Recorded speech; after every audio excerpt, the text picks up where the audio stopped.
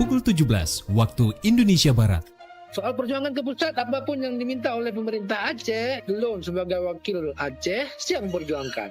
Saatnya kita dengarkan dan kita saksikan Lintas 17, informasi aktual dari seluruh penjuru Aceh. Kejaksaan Tinggi Aceh menuntut 40 orang bandar narkoba dengan ancaman hukuman mati. Kabupaten Aceh Singkil Provinsi Aceh dengan menyediakan anggaran sebesar 25 miliar rupiah. Inilah Lintas 17 bersama Korwil 17 Banda Aceh.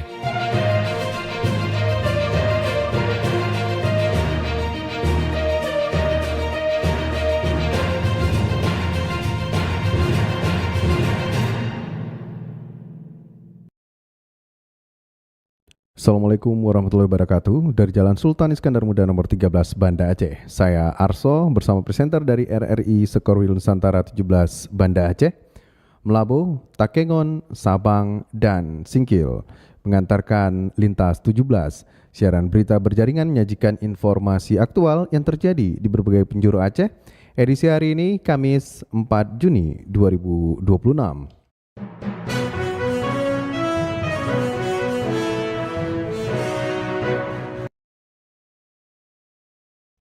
Berita utama yang dapat Anda simak sore ini diantaranya PT Sukovindo bangun sumur bor di Aceh Besar. Polres Aceh Singkil ajak masyarakat dan perusahaan perkebunan tidak membuka lahan dengan dibakar.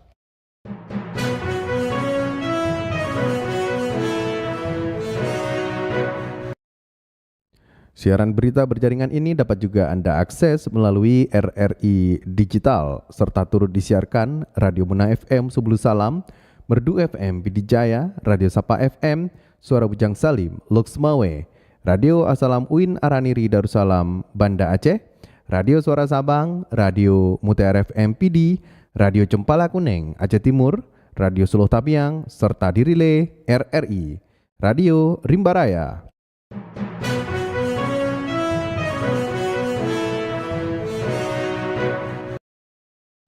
Baiklah saudara, berita pertama kami mulai dari Kutaraja, Banda Aceh.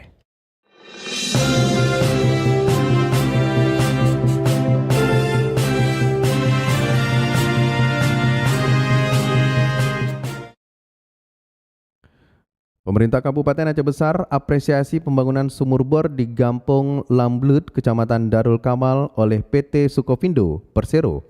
Selengkapnya dilaporkan Tisi Maulidia Putri. Memperingati hari ulang tahun HUT ke-70 PT Sukovindo Persero meresmikan sumur bor air bersih di Gampong Lamblet, Kecamatan Darul Kamal, Kabupaten Aceh Besar sebagai upaya kolaboratif dalam memperluas akses air bersih bagi masyarakat. Bupati Aceh Besar Muharam Idris menyampaikan apresiasi kepada PT Sukovindo dan berharap perusahaan tersebut terus berkembang. Menurutnya dalam ajaran agama, sedekah air merupakan amalan yang sangat mulia karena manfaatnya terus mengalir bagi kehidupan. Diharapkan bantuan tersebut menjadi amal jariah bagi semua pihak yang terlibat. Sebuah hadiah yang luar biasa. Kalau dalam agama itu daripada kita kasih lain, bagus kita kasih air. Air itu adalah satu benda yang sangat bagus untuk kita sedekahkan. Luar biasa, itu pahala terus mengalir seperti layaknya mengalir air. Bantuan ini sangat berarti karena kondisi geografis Aceh Besar yang memiliki wilayah luas mencapai sekitar 3.000 km persegi dengan 604 gampong. Bahkan sebagian besar masyarakatnya bergantung pada sektor pertanian namun masih menghadapi persoalan ketersediaan air terutama saat musim kemarau. Bupati mengungkapkan bahwa layanan air bersih melalui PDAM saat ini baru menjangkau sekitar 38% masyarakat. Sisanya masih menggunakan air yang kurang layak, berpotensi menimbulkan masalah kesehatan. Dari Banda Aceh, Tisi Maulidia Putri melaporkan. Satuan Polisi Pamong Praja dan Wilayatul Hizbah Satpol PPWH Kota Banda Aceh terus meningkatkan pengawasan dan penegakan syariat Islam guna menjaga ketentraman dan ketertiban umum di ibu kota Provinsi Aceh. Informasi disampaikan Cindy Novita. Pemerintah Kota Banda Aceh melalui Satpol PPWH terus melakukan berbagai upaya pengawasan dan sosialisasi untuk memastikan pelanggaran syariat Islam berjalan dengan baik di tengah masyarakat. Pengawasan dilakukan di sejumlah lokasi yang dinilai berpotensi terjadi pelanggaran syariat, termasuk kawasan wisata, penginapan, serta ruang-ruang publik yang menjadi pusat aktivitas masyarakat. Kepala Satpol PPWH Kota Banda Aceh Muhammad Rizal mengatakan pihaknya secara rutin melakukan patroli dan memberikan imbauan kepada masyarakat sebagai langkah pencegahan sebelum terjadi pelanggaran. Kita melakukan pengawasan di tempat-tempat yang diperkirakan atau yang kami indikasikan menjadi kerawanan terjadinya pelanggaran syariat Islam, itu baik di pinggir-pinggir pantai misalnya. Kita secara rutin melaksanakan menjelang maghrib, kita selalu menghimbau warga kita untuk meninggalkan lokasi, melaksanakan ibadah sholat maghrib, kemudian di penginapan juga demikian. Menurutnya pendekatan yang dilakukan tidak hanya melalui penindakan, tetapi juga edukasi dan sosialisasi kepada masyarakat agar semakin memahami pentingnya menaati aturan syariat yang berlaku di Aceh. Selain menjaga ketertiban umum, pengawasan tersebut juga bertujuan menciptakan lingkungan yang aman, nyaman, dan sesuai dengan nilai-nilai syariat Islam yang menjadi kekhususan Aceh. Satpol PPWH Kota Banda Aceh berharap dukungan seluruh elemen masyarakat dalam menjaga ketertiban dan mematuhi aturan yang berlaku, sehingga Banda Aceh dapat terus menjadi kota yang menjunjung tinggi pelaksanaan syariat Islam. Dari Banda Aceh, Cindy Novita melaporkan. Dari Kutaraja Banda Aceh, lintas 17 menuju Samudra Pasir, Aceh Utara.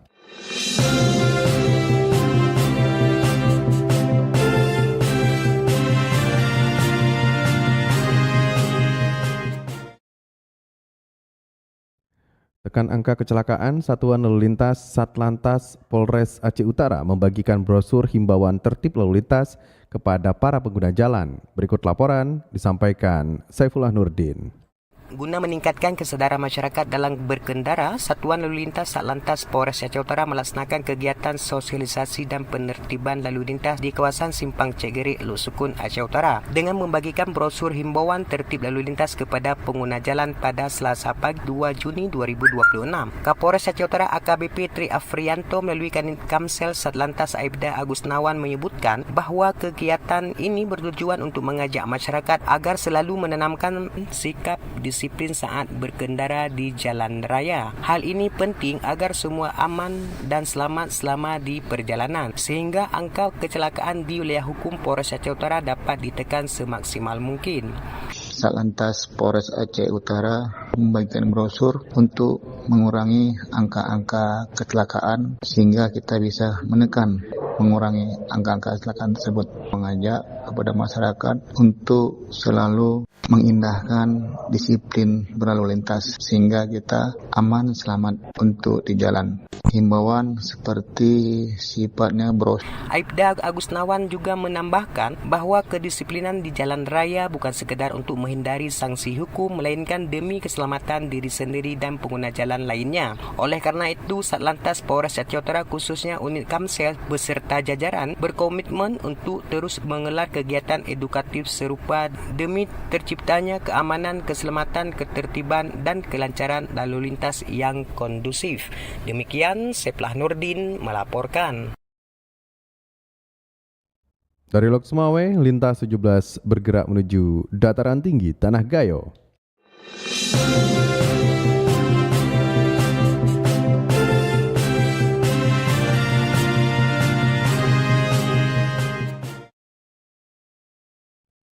Pakar internasional dan UNESCO akan mengisi seminar internasional membahas mitigasi bencana dan lingkungan yang digelar oleh ICMI Orda Aceh Tengah. Berikut laporan Fitra Jayadi. Ikatan Cendekiawan Muslim Indonesia ICMI Orda Aceh Tengah menunjukkan komitmennya dalam mendorong peningkatan kapasitas masyarakat menghadapi tantangan bencana dan perubahan lingkungan dengan menggelar seminar internasional bertajuk Disaster Mitigation and Environmental Management in Aceh and Sumatra yang akan berlangsung pada 5 hingga 7 Juni 2026 di Gedung IAIN Takengon dan secara daring. Ketua ICMI Orda Aceh Tengah Dr. Edi Putra Kelana mengatakan kegiatan ini menjadi wadah kolaborasi berbagai pihak untuk memperkuat pemahaman dan dan aksi nyata dalam mitigasi bencana serta pengelolaan lingkungan. Menurutnya, Aceh dan Sumatera memiliki tantangan yang kompleks terkait bencana alam dan degradasi lingkungan, sehingga diperlukan sinergi antara akademisi, pemerintah, dunia usaha, dan masyarakat dalam membangun ketahanan daerah. Dan kita berharap nanti rekomendasi-rekomendasi dari seminar internasional itu bisa kita berikan kepada pemerintah daerah untuk kemudian mengimplementasikan atau membuat kebijakan apa sih langkah-langkah yang harus dilakukan oleh pemerintah dan masyarakat untuk menghadapi bencana gitu, atau pasca bencana. Edi menambahkan seminar internasional ini menghadirkan sejumlah pembicara dari dalam dan luar negeri, di antaranya akademisi dari Bahrain, perwakilan UNESCO, pakar lingkungan, kehutanan, tata ruang, hingga kebencanaan. Selama 3 hari pelaksanaan, peserta akan mengikuti seminar internasional pada 5 dan 6 Juni, kemudian dilanjutkan dengan aksi lingkungan berupa pembersihan danau laut tawar dan menanam pohon pada 7 Juni 2026. Pitra Jayadi, RRI Takengon, melaporkan. Bupati Aceh Tengah Haili Yoga bangun kolaborasi bersama perguruan tinggi Unsiah. Selengkapnya dilaporkan Sanusi. Bupati Aceh Tengah Haili Yoga menggelar audiensi bersama Rektor Unsiah Profesor Dr. Mirza Tabrani di Gedung Senan Unsiah kemarin. Dalam pertemuan itu, Bupati Haili membahas penguatan program sekolah Belangi yang sudah dijalankan di Aceh Tengah. Bupati Haili berharap dukungan perguruan tinggi dalam mendukung program Belangi untuk menampung calon mahasiswa dari Aceh Tengah. Program ini akan kita mulai nanti di bulan Juni. Hingga itu tahun depan. Jadi waktu tahun depan dia seleksi sudah ada yang nanti Bapak hadir di sana. Kalau kita komputer mungkin ada 1.000, Bapak nanti sebagai atas juga menjelaskan dulu. Sehingga mereka merasa bahwa kampus itu hadir untuk mereka. Rektor Unsiah Profesor Dr. Mirza Tabrani menyebut bahwa kegiatan kolaborasi antar daerah dan kampus dapat membangun sinergitas yang kuat. Muhammad Sanusi, RRI Takengon melaporkan. Anda sedang mendengarkan Lintas 17 dari Korwil 17 Banda Aceh.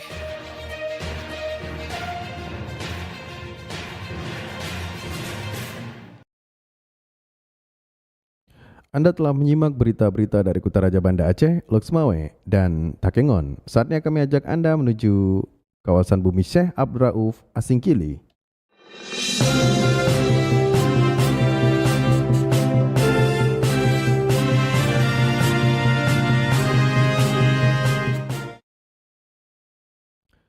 Kepolisian Resor Polres Aceh Singkil, Aceh mengajak dan sekaligus mengingatkan masyarakat dan perusahaan perkebunan agar tidak membuka lahan dan memperluas lahan dengan cara dibakar.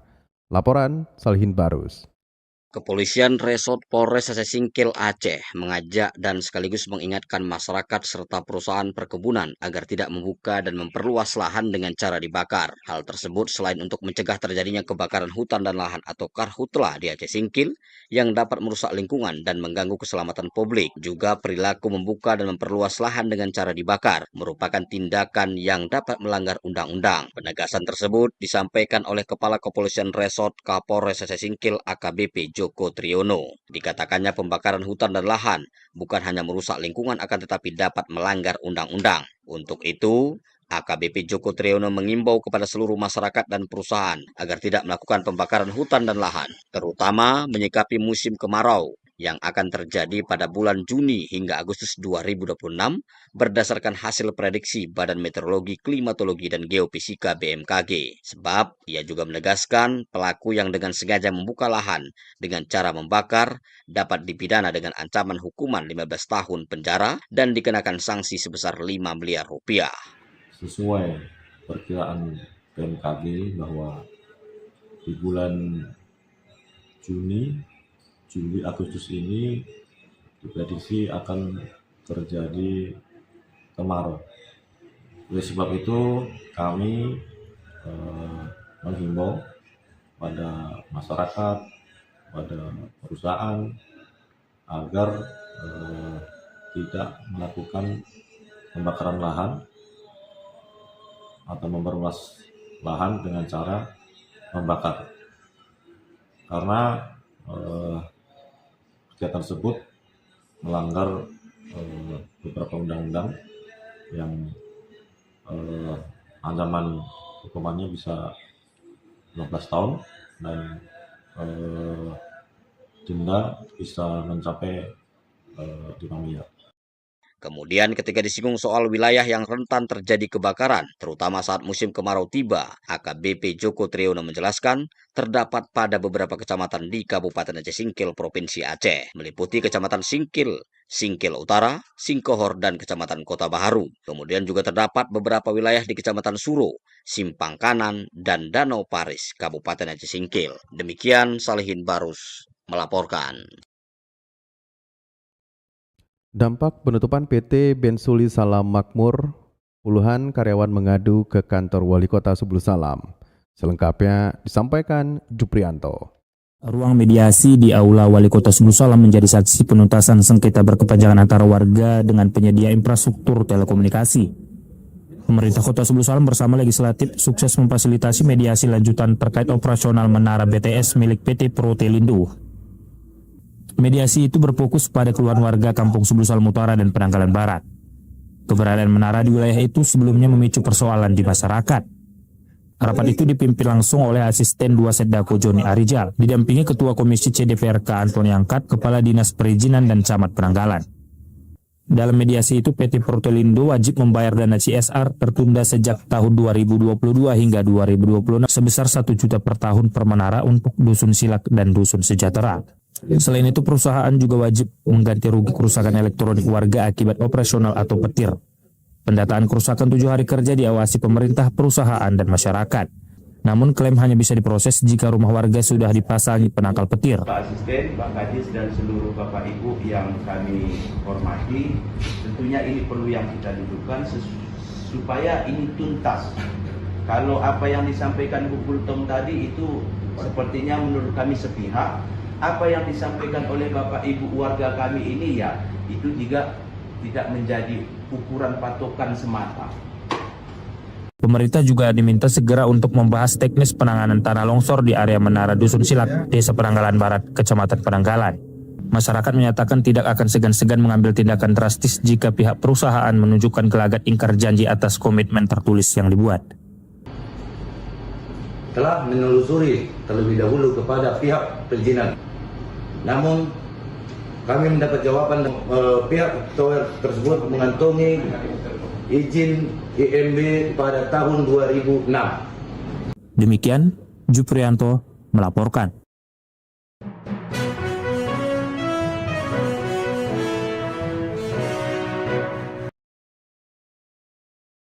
Dengan berakhirnya laporan tadi, berakhir sudah Lintas 17 sore ini. Berita utama dari RRI Suliah Batas Selasar, Korul 17, Banda Aceh. Atas perhatian Anda kami ucapkan terima kasih. Wassalamualaikum warahmatullahi wabarakatuh. Sekali di udara, tetap di udara. Demikian Lintas 17 sore ini. Produksi Korwil 17, Banda Aceh.